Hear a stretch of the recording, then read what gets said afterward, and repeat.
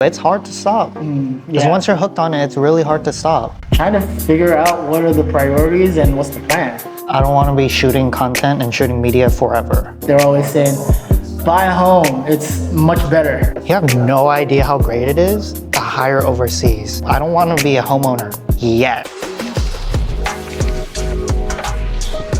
You rolling? We're rolling. Okay, welcome to another episode of Cash Flow Bros. And we have a special guest here, Mr. John Su. What's up, everyone? So you guys might not know this, but John is our media guy. He's the guy behind all the videos, the editing, the shooting, and you see why we put him behind the camera. He's not really camera ready. But thanks for hopping on, John. Yeah, of course. Appreciate you, man. Yeah, glad to be here. Yeah, first time on the pod. Yeah, first time on this pod. Yeah, or else usually I'm behind that thing right there. Exactly. And you're probably wondering where Evan and Paige is at. They're actually right here, but they're busy. They got a lot of stuff going on.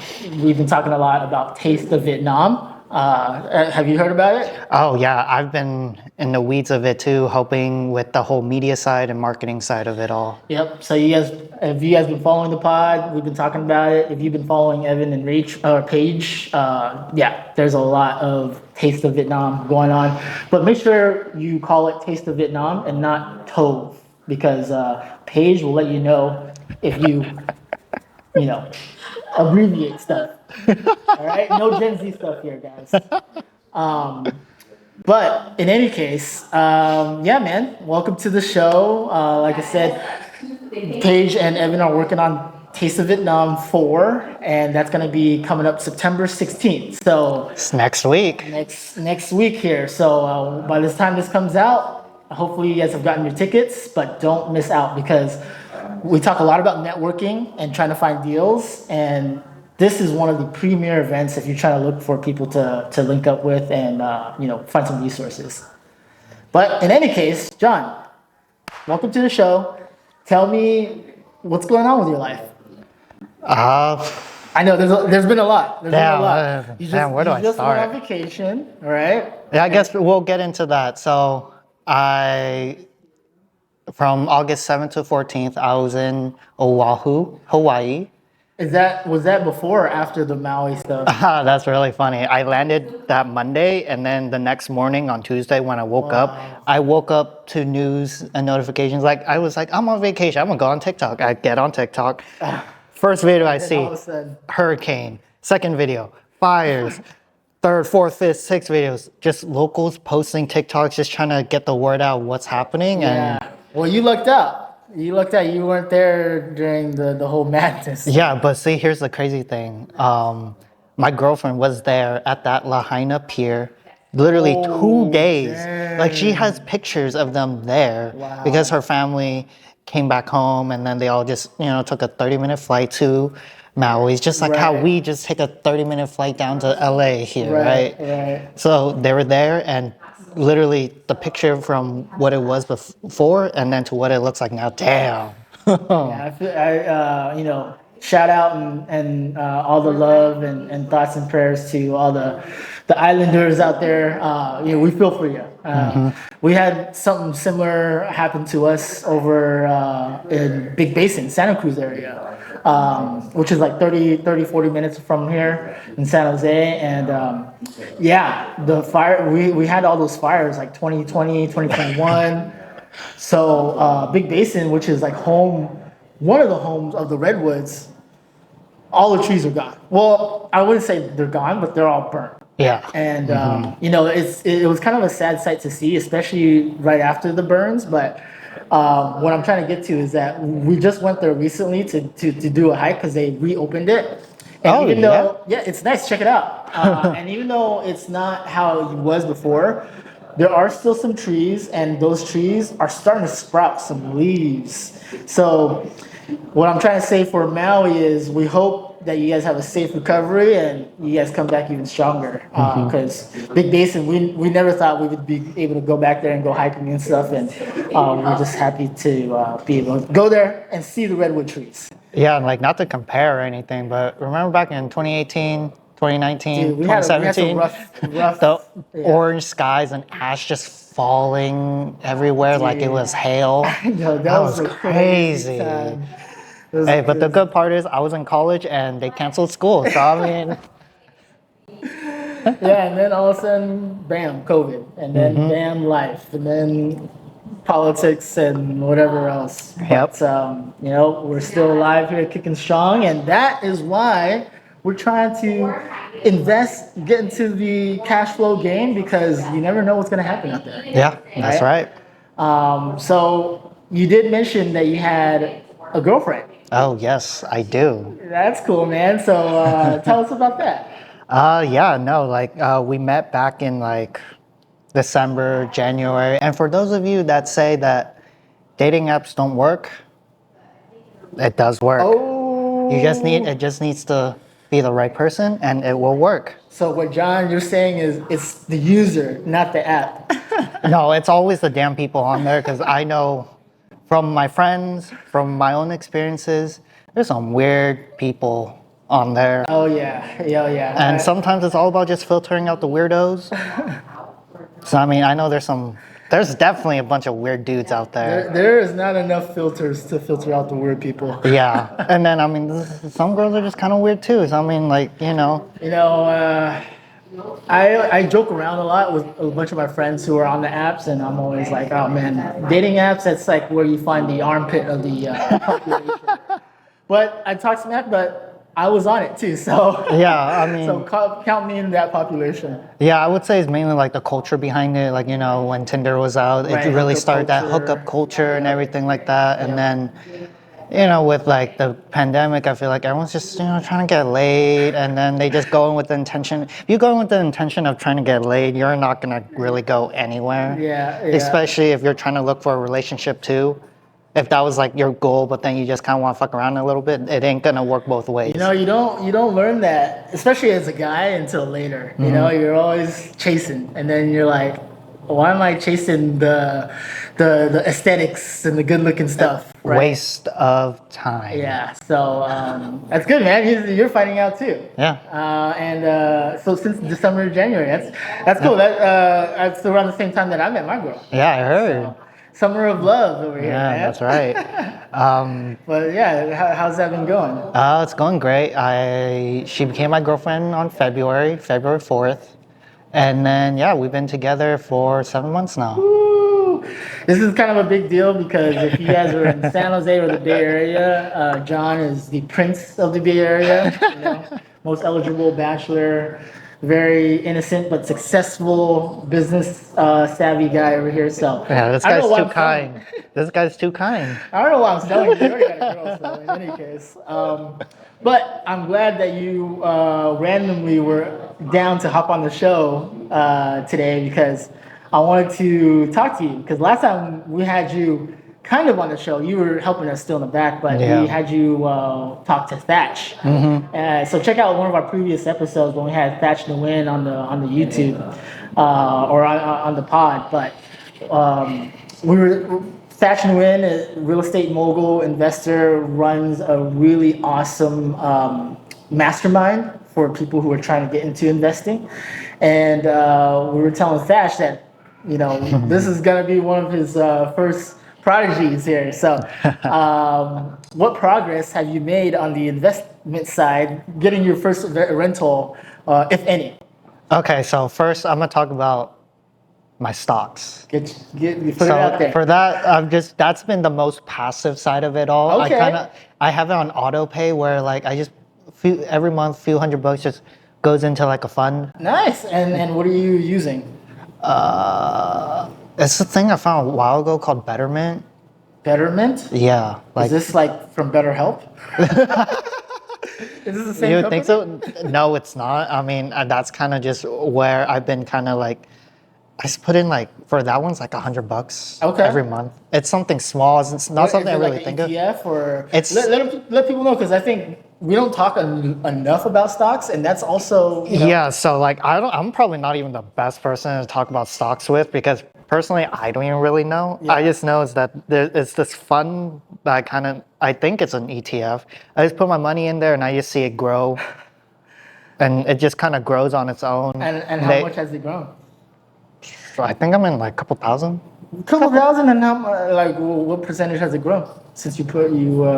To be honest with you, I don't look at that. I just Okay. kind of just let it do its thing. That's a smart move. But from last I checked, I was up, Dang. I believe. Not much. I think it was like under 10%. But I think someone's trying to battle Evan with the stock trading over there. So, I was up. So watch your back, Evan. If you're watching this. And another thing is, I mean, I know there's an issue with Robinhood, but I buy the S&P 500 on Robinhood. Yeah. Every month as well. I mean, but then that's pretty much it with my stock stuff. Like, to me, stock stuff isn't something I actively die hard, like go and trade or anything. Right. It's just the most passive thing.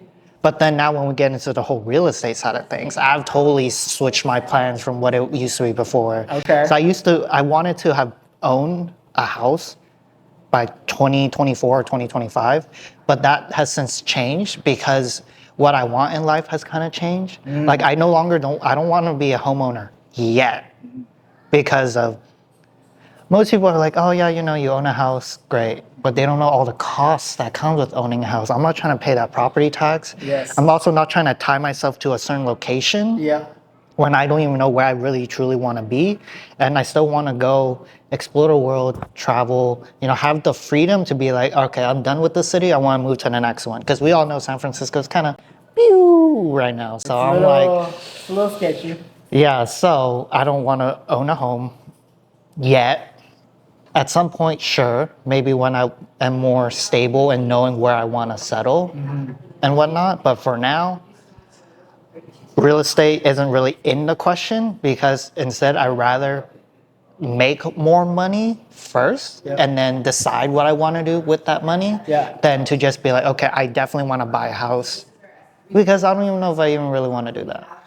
I love that you brought that up because not enough people talk, especially for real estate agents or professionals. They're always saying, buy a home, it's much better. But they don't really say Not right now.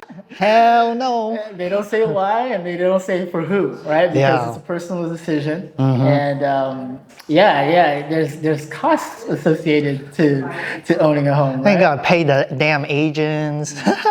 Gotta all the closing costs, escrow fees. We earned that though. We earned that. That's true. That's true. They do earn it, but it's still a cost, and then there's still closing costs. There's like title fees. If you do FHA, you got insurance. Well, I'm biased, so I'll stop you there and say that the cost for the real estate agents not really a cost. That's true. I mean, they do help you out and everything, so they do deserve it all. That was so easy to turn this guy. But no, I think the reason why I think that is just because I see the value in what real estate agents do, and there's a lot of real estate agents out there, and they have a lot of different values. But I think the number one value for any real estate agent is negotiating, right? Yep. And if you didn't have an agent on your end, then good luck paying the price that you should really be paying, right? Or be selling, right? So, but besides that, yeah, you're right. I mean, when you're looking to buy a home, not enough people talk about the landscaping costs, the maintenance costs. Oh yeah. I mean, there are savings too, right? I mean, there's tax benefits, there's equity and appreciation involved. But if you're cash poor or funds are tight, buying a home right now might not be the right move. Yeah, especially with like the interest rates being so high, and then it might all sound like, oh, if you got the funds for it, go ahead. I mean, if you got the funds for it, go ahead. But then you also got to know that a lot of all that cost will add up. And then before you know it, renting would have been way cheaper. But it also still, at the end of the day, depends on the person. But for me, I'm good. Hey, and more power to you for knowing that. Let me ask you this. Have you thought about, instead of buying your primary, buying a rental?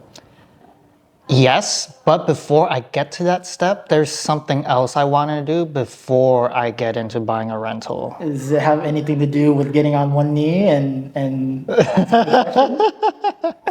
No. Okay. All right. I thought I was going to have some news to drop for you guys, but all right. Well, what are you waiting for? So, more like I have this plan because, to be quite honest, I don't want to be shooting content and shooting media forever. Hell yeah. Okay. Right Yeah, we now, talk about this. it's more so, it's just a means for me to make the money I want to make to then, and then whether this business is going to stay for the long run, run on its own, or if I'm going to sell my book of business in the future, don't really know yet. Kind of still up in the air depending on how the company grows. Yeah. But for now, it's a means for me to earn a living, to take care of myself. But eventually, I do want to earn enough money so that I could start my own e-commerce brand. What does that mean when people tell me that all the time, and I really don't exactly know. Like, yeah, are you setting up a store?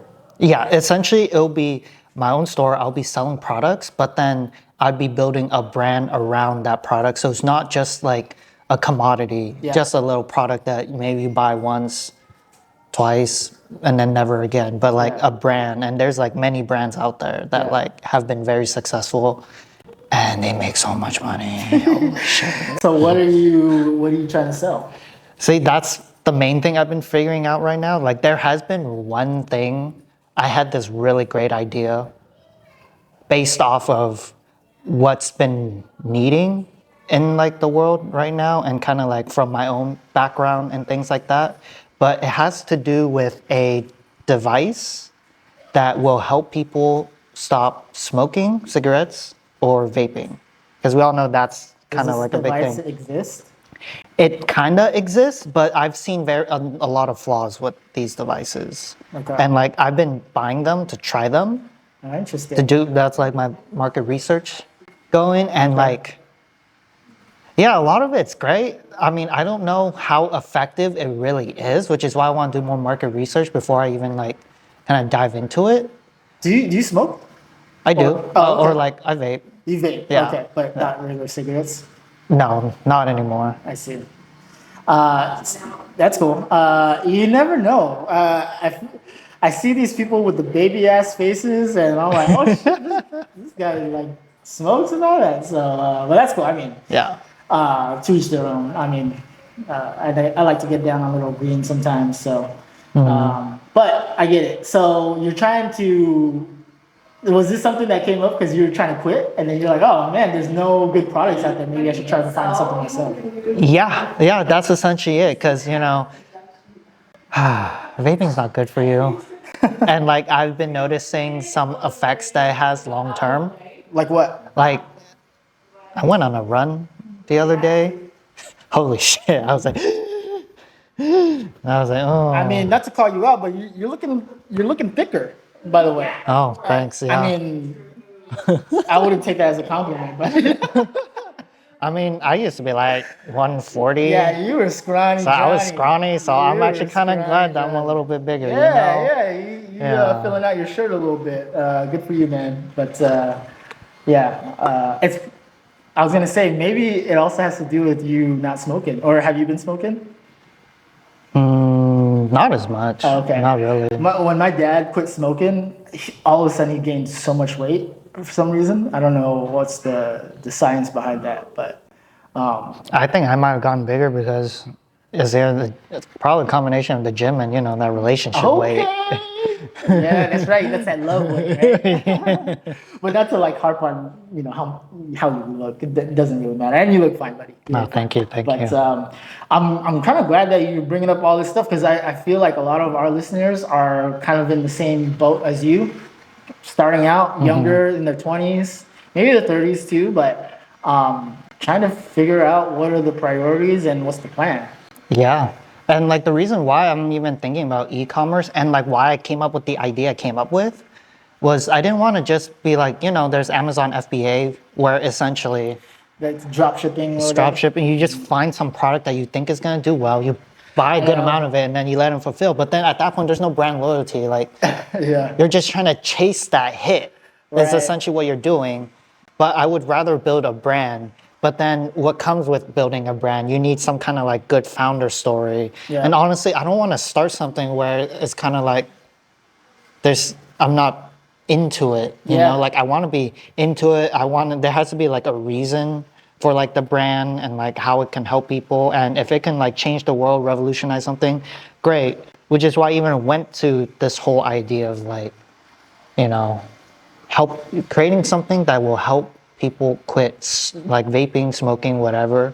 Because we all know that's a big thing. Like Yeah. everyone around my age, even high schoolers, everyone vapes now. Yeah. Like yeah. everyone No, does. dude, I know kids in elementary school that vape. Yeah. And so, I mean, it's a thing, and people want to, and I know from personal experience too, it's hard to stop. Because yeah. once you're hooked on it, it's really hard to stop. Yeah.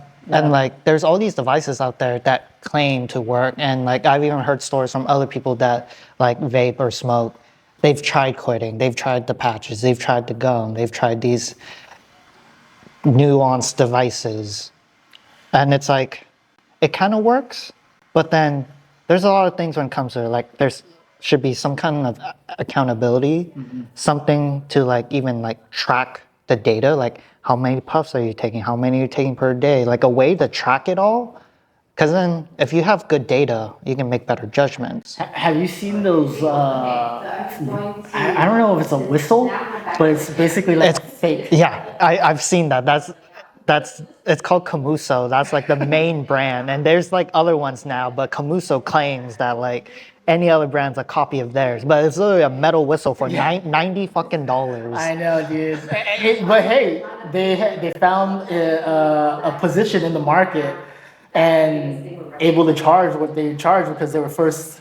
Yeah, exactly. And like, see, that's the thing with e-commerce too, is even if like you get a small segment of the industry, that's still gonna be like a good amount of money to be made. And like, even like, yeah, it's like you don't have to be McDonald's. You could be Burger King and still make money. yeah, exactly.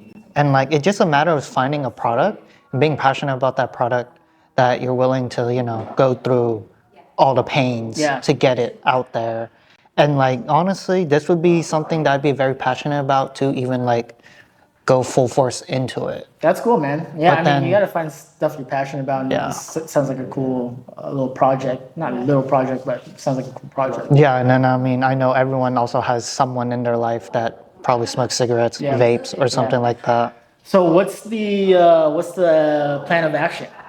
Right now, I'm just market researching. I'm just market researching and like testing out to see, like, I want to know what products are out there, and then, you know, from there test them out, see what I like, what I don't like about them, how it can improve, and then probably just begin sketching and planning, like coming up with some kind of like at least a prototype or something, because I definitely don't want to get any funding yet until I have like a good, solid idea. But even then, finding funding for me isn't going to be difficult. I already know some people that I can totally just be like, yo, give me like 100K real quick. Hey, it's, you know, once you start meeting people and then you build that personal brand, asking for money is so much easier. So, and actually, there's one other thing I would like to mention about e-commerce. At first, I thought it was so daunting. I was like, what the hell is this even like e-commerce branding? Like, how do these people build these brands and sell all these things? It literally comes down to what I've been telling all my real estate agents. Just do it. Just make content. It's all about the content and the marketing. Because if, like, even, like, let's talk about some examples. You've heard of Kraken? The liquor? The shotgun tool. Oh, no, I haven't. Yeah, it's one of the most viral products on TikTok. It's that thing where, you know, they grab a can and then, like, you know, you just push it in here and then... Okay, that's what it's called, the Kraken? It's called the Kraken. Oh, shit. And see, that went super viral. I mean, I think one, if you get one, it's like $20. You buy like 3, it's like, you know, you get a discount and things like that. But it's like crazy to me because that product only went viral. Dude, and it only needs to go viral for it to make it. Yeah. You know? And I mean, like, not to be sustainable, but to get out there. Yeah, and it's just your marketing and your content. If you can get something to go viral and you just get a bunch of eyeballs on it. Or even like, I know a lot of people don't really like Logan and Jake Paul. Right? But what Prime did? Like, I always confuse both of them, but I'm pretty sure it's Logan. Logan and KSI went on stage for some press thing, right? But they got their audience to just throw a bunch of shit at them. Yeah. And like, everyone covered it. They got millions and millions and millions of views. And look at Prime now. Everyone knows what Prime is. Yep. Yeah, there might have been controversy, but who cares about that when Prime is still making hella money? Everyone knows about Prime, and boom, brand awareness. Whether good or bad, it's still brand awareness. It's still marketing. Yeah, it's so crucial because just like we were saying earlier, once you are able to build that brand, asking for stuff, getting business is so much easier because you're just a little bit more well known. And I think a lot of people are so used to big companies making commercials and advertisements, but now you're a walking billboard yourself. Yep. And then a lot of these people like us are our own business. And if you're not shooting content, you're not getting out there. That's for sure. I like talking about it because we talk about it on the pod all the time. Because when we're trying to find deals, trying to network with people, start building that personal brand because it's free. It's one of the easiest things you could do up front, and then just let it work for you while you do real work. Right, let the brand work for you. Yeah, I've gotten some opportunities through social media just by posting content. Yeah, I mean, I'll go around randomly and see people that I haven't seen for a while, and they're like, "Oh man, I love your content." It still trips me out, but I'm just like, "Oh, that's cool." But to me, like, it doesn't mean anything, but it's cool that I get some feedback from it because it's like, "Oh, cool." Actually, people are paying attention to it. Yeah, I got like 2 projects because of social media. Nice. One was doing this Bloomberg sponsored relay race in a city with some UK company that found me by looking up San Francisco videographer. Yeah. And then I got my commercial gigs through social media because they also found me through Instagram. And then I'm glad you were going this way because just for a little bit of context, before you were getting into the e-commerce store and all that, by regular trade, you're a media guy. Right? Yep. Videographer. Photographer, Came up in the ranks, right? Doing your own shooting and then worked your way up to getting your own business, hiring other people out. Give a kind of a quick little intro and just, lowdown for people who don't know you on your journey. Yeah, so I've been doing photo video stuff for like 9 years now. Started in high school. And did you start with real estate? I did not. I didn't even know this was a possibility. Like, I was just a kid with the camera I got from Target on Black Friday, going around asking other kids, like, yo, grad photos? Yeah. Prom photos? Yeah. $5 to $10 a head for like 3 hours of shooting too. Like, that's good hustling, man. Yeah, that's how I started throughout high school, and that was kind of like, over time I got my foot wet or got my feet wet, not my foot wet. That's kind of foot. See, you dip a little toe in there. Yeah, got my feet wet with events. I initially hated shooting events, but now it's hectic. I don't know how you guys do it. But now, I don't mind shooting events. They're kind of fun. They keep you on your toes because you never know what's gonna happen next. What's your role these days? Are you more shooting? Are you more editing? Are you more admin? What's your role in the company these days? It's actually funny. A lot of people still think I do the editing. I know, yeah. I have not touched editing for the better part of like a year and a half. I'm trying to blow the cover off this fool. So you guys try to hire him. He doesn't do the editing. I don't do the editing. But your editors are good. To be honest, I'm not that great of an editor compared to the actual editors that I hire because they're solely good at editing. That's all they do. So I hired them to edit because what I've also realized too is once I eventually start getting to scale, it was not smart for me to be editing anymore. I can't be coming home at like 6, 7, 8 p.m. at night and then having to spend all night editing. Right. Because another thing with this business too is speeds. The faster you can get stuff out, the better. Because I know there's a lot of lazy people out there that won't take 1, 2, 3 weeks to get something out. When to be honest with you, it doesn't take that long to get shit out. Yeah. Well, not only that, real estate agents like me will be like, John, can we get this today? Can we get this tomorrow? Yeah, real estate agents be like, fix the house on Monday, clean and stage Tuesday, photos Wednesday. Dude, we have it all lined up. So if there's one day, one vendor is like, oh, you know, we gotta move it a day. It's like It screws up it everyone. messes up everything. And you know, you got a antsy seller who's nervous about the market, Yep, trying to get the home, you know, on the market, and it's like, oh, dude. And then you always got to get the photos and listing up right before Friday for that open house on Friday, Saturday, Sunday, always. Yeah, but I love that you hired out because, you know, we talk about it all the time. But if you're running a business, you got to think smart. Yeah. Right? There's only one of you, and if you're trying to grow, if you're trying to scale. As a small boutique You company, spoke, baby.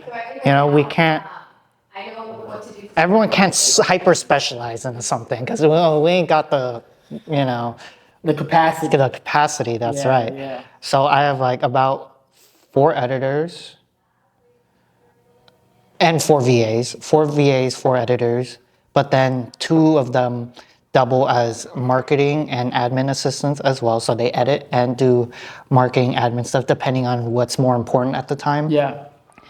And then I have, actually no, that's 5 editors because I have 1 editor that also doubles as a shooter. Damn, John, you got 10 employees. That's more than I got. And then I have a shooter, so I think it's me. I have like there's 7 of us. How's your benefits?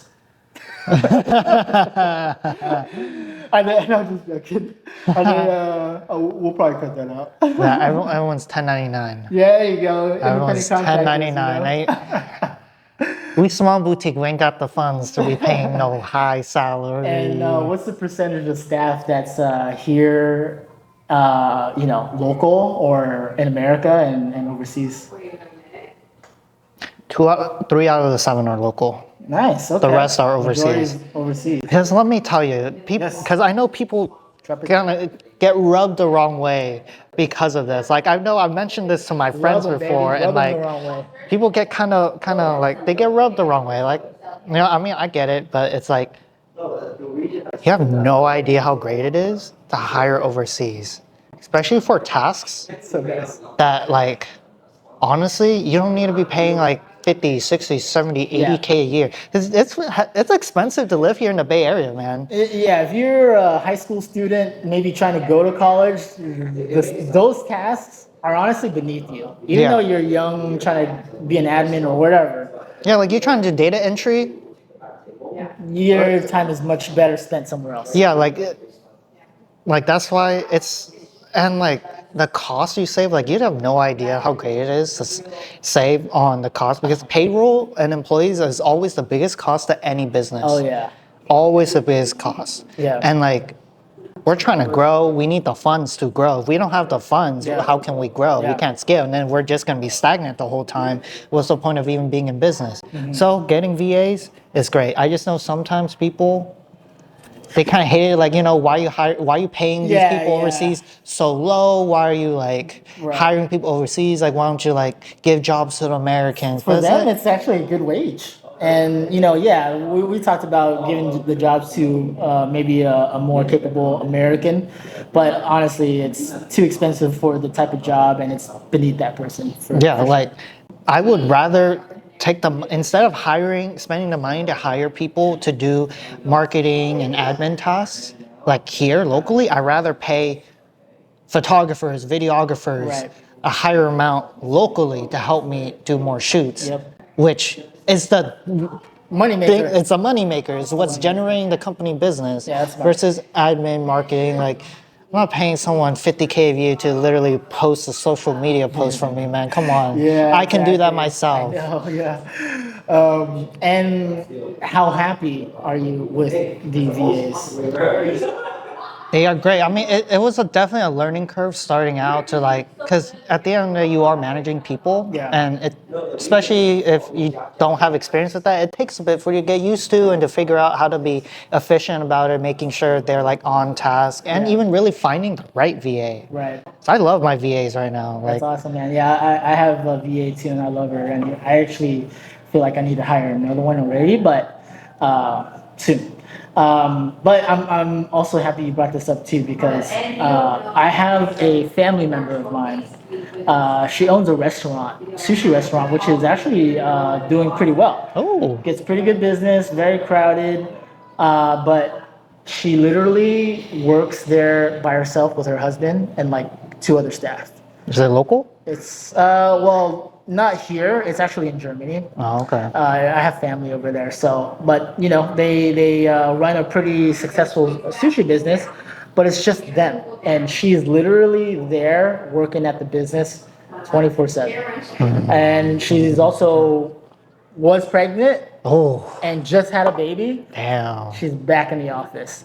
And all of her family is like, why don't you hire somebody? And she always says the same thing. It's like, it costs too much money, too much time, and it's better if I just do it myself.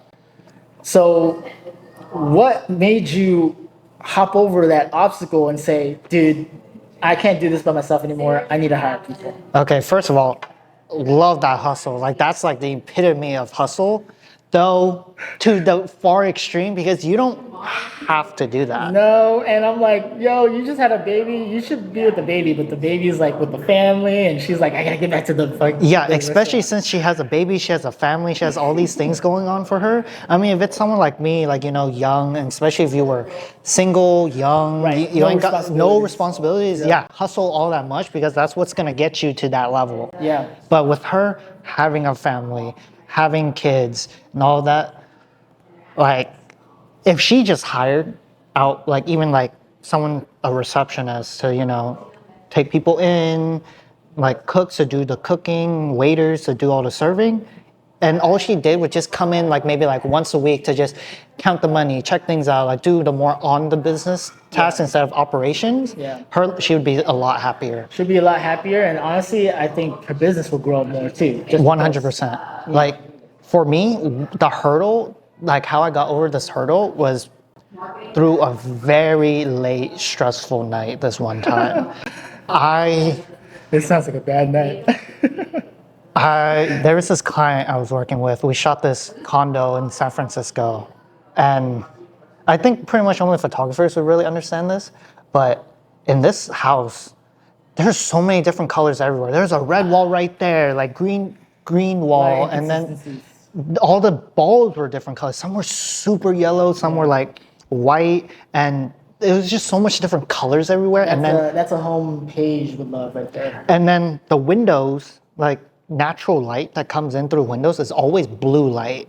Yeah. And then there's a yellow bulb. So now I have all these colors like casting. This is before I hired anyone. Yeah. This one, it was just me sitting there. Yeah, I had a VA and I had an editor already, but that editor was more so freelance and only knew video editing, not photo editing, especially for real estate images. Right.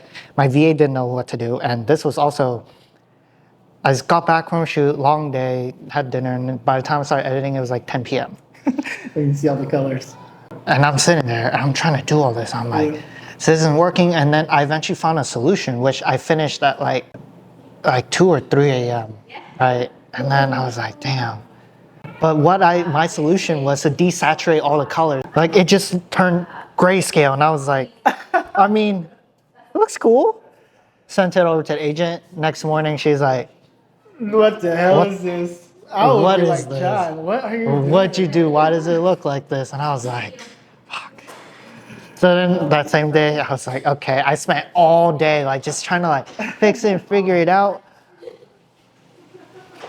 But then the best thing happened. What happened? I got a DM on Instagram. Oh, who slid? Who slid in? It's this guy named Mohanraj What? from India. All right, speaking He DM'd me. He was our like, language with the VA stuff. hello, sir. I do real estate photo editing. And then he gave me all the stuff he did Yeah. and like the pricing. And I was like, Not bad. That's cheaper than what I'm paying right now. 80 cents a photo? And I did the math real quick. I was like, Hell yeah. yo, this dude. job's gonna cost me like $20. Dude, it costs you more to work on it because of the time. Yeah, it cost me so much more. But it was gonna cost me $20 if I just sent him all these images to edit it. So I was like, screw it, fuck it. I'm gonna send it. Yeah. Send it to him. And then the next day, it was in my inbox. I looked at the images and I was like, These are great. And Because all you gotta do is train him, but that's awesome that he heard your prayers. yeah, no, it was like perfect. He messaged me, I sent him the photos, he got the photos, he edited them, I got them back, they look amazing, sent it to a client was happy, and from that moment forward, I was like, you're my guy. Nice. And like, you know what? I mean, I don't have a similar story, but those guys from India that just slide into your DMs out of nowhere, I got a bunch of them too that always offer me services, and I'm always like, hey, I don't need it right now, but I respect the hustle. all these like real estate photo editing companies, like at this point, it's like a bid to like the bottom because some of them are offering me like 40 cents a photo, Holy crap. 30 cents a photo, 50, 60, 70, like it's all over the place, but they're also all coming from either India, Philippines, Korea, Vietnam, and Latin America. Yeah, yeah. And it's crazy because then like they all do the same stuff. And then it's, what I've noticed is that there's not much difference aside from price and time of delivery. But I'm sorry, go ahead. I do have a very reliable person that I work with right now, so Yeah. I'm gonna stick with them. I was gonna say that sounds so. It makes a lot of sense. What did you say? Vietnamese, India. Vietnam, India, South Korea, for some reason. They're always the ones undercutting, lowering the prices. It's mainly Vietnam and India so far. It's my peoples. That's what we do. Like some of them even like they send me like 10 follow-ups. And I'm just gosh. like, damn, they really want my business. Hey, that's that follow-up game strong. Yeah, you know, they always say the close is always in the follow-up. Yes, but you know, even though we're just joking about that, price isn't everything. So Yeah. even though I say that, I always pay a little bit extra for people that I like, or that, you know. Yeah, the person I work with right now, yeah, they're not the cheapest, but I've been through a good amount of these photo editors, and some have like not been reliable to me, but this guy is literally will respond to me 24/7 when I need something within the hour, and then if I need something done, he'll get it done fast. Nice, nice. Yeah, it's a, you know, who you know. Yeah. I kind of want to start wrapping this up a little bit, but it's cool that you're doing a lot of different things because, again, I think our audience is very similar to you. I'd like to know what's your 5-year outlook with the business, with the investments. What's the plan? So I've since invested into some coaching for my media business. Nice. Yes. And so I'm trying to, with that, I'm hoping to grow Focus Media to a point where I'm not in the operation so much and for it to just kind of run on its own. So I'm just taking steps to get to that. Though, however, I don't really see myself being in media for super long. Like, yeah, maybe I'll still come out and shoot here and there, but eventually I don't want to shoot anymore. Yeah, I mean, it's cool to just get that business up and going and have it running by itself, and then you can come in whenever. Pretty much. We're shooting live here, brother. Alan Tran over here. What's up? That's one aspect of it. Another aspect is starting some kind of e-commerce brand at some point. That's just been kind of like, you know how people have like their main hustle and then the side hustle that they work on from like 6 to 9 or something like that. That the e-com thing is kind of my little side hustle in the back of my mind that just think about every day and kind of put action to it. Yeah. And then from there, after getting all that money, because I ideally want to accomplish all of this in the next 2 to 3 years, and by year 5, using all that money to then buy my rental properties or things like that. Because still, in my mind, real estate is still the vehicle for generational wealth. Yeah. I mean, I don't want to say you got time, but you kind of got time. I mean, you're only in your 20s. Yeah, How old are you now? I just turned 25. Holy moly. So in the next 5 years, by the time I'm 30, I hope to have. Yeah, but it starts now. Yeah. It starts now. You can't wait till you're 30 and then. Yeah. So that's awesome, man. So I'm glad to hear you got some good things going on for your business. You got some thank good you. plans. What I would also want to say to you is, I know you said by that 5-year time frame, you'll be in a position to get your first rental. And what I would say to that, for anyone who's maybe wanting to buy a home earlier than that, and kind of in the same boat as John, team up with somebody or family but start talking with some friends who have a little bit of money, who want to put something together. And maybe you don't have to be 100% owner of your first property, but just to put some money into something. And then that way it's your vehicle that you can take some money out and then, use that equity to buy something a little bit bigger or better or something like that. Yeah, that has been a plan that I have with one of my friends who's in the military. Oh, yeah. So we're gonna use that VA loan. And that means I want to hop on that too. So we'll be talking because I want to put money on it too. Yeah, because then I'm like, I mean, it's another avenue to start. I mean, we're just talking a few times about it. Don't know if it's like fully set in stone or anything, but just talks. Hopefully, we'll make something happen once he's back from deployment. Yeah, but I'm glad that you got this stuff going. You got a plan, and I hope people who are watching this kind of take some examples from it. Find out what your priorities are, put a plan together, and freaking get to work. Yes, sir. Sounds good, man. I appreciate you. Yep. Thanks for having me on. Hopping on this. And if there's anything else, questions, comments, let us know what you think of the pod. All of our socials are on there. You'll see it, bam, bam, bam, here and there. And catch us on the next episode. And maybe we'll see Evan and Paige there too. But for now, I'm Vin. This is John. And this is Cashflow Bros. Peace.